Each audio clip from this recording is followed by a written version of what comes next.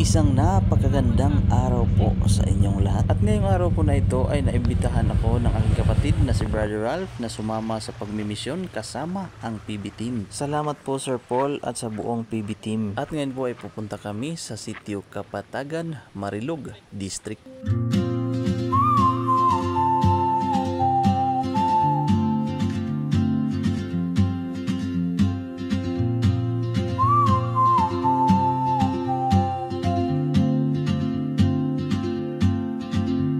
She moves like a map with no borders, a whisper caught in the wind.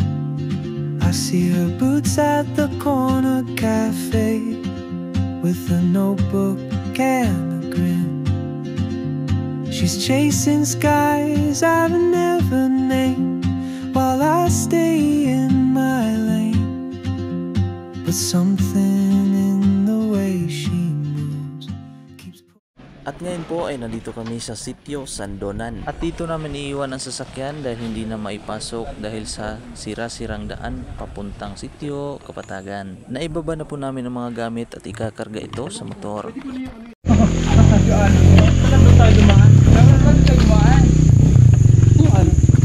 Doon ba tayo pupunta? Hindi. Doon ka doon? Doon lang. Meron mga ano. So mga ilang minuto ba? 30 minutes yan.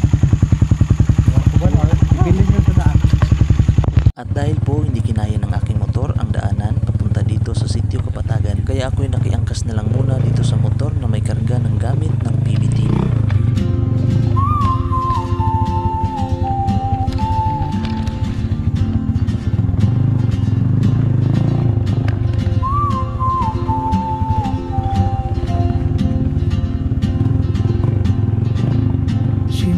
Like a map with no borders, a whisper caught in the wind. I see her boots at the corner cafe, with a notebook and a grin. She's chasing skies I've never named, while I stay in my lane. But something in the way she. At sa wakas po ay narating na namin ang sitio Kapatagan. Oh, dito.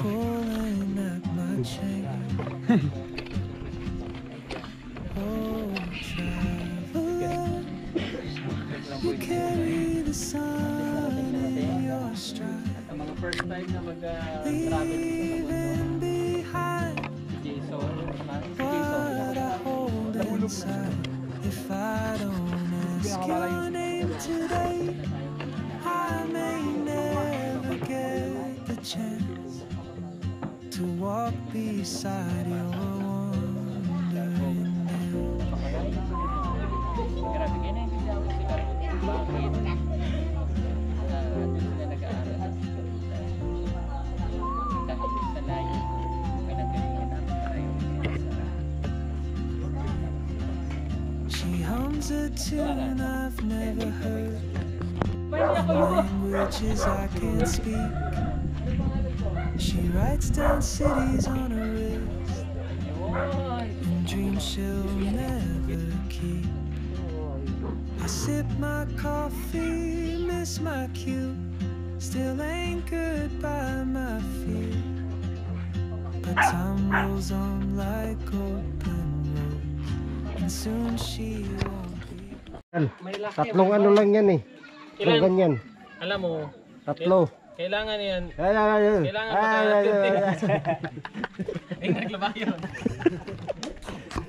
Maraming salamat po sa inyong panonood at sana po ay suportahan ninyo ang aking munting channel at sana po ay nag-enjoy kayo.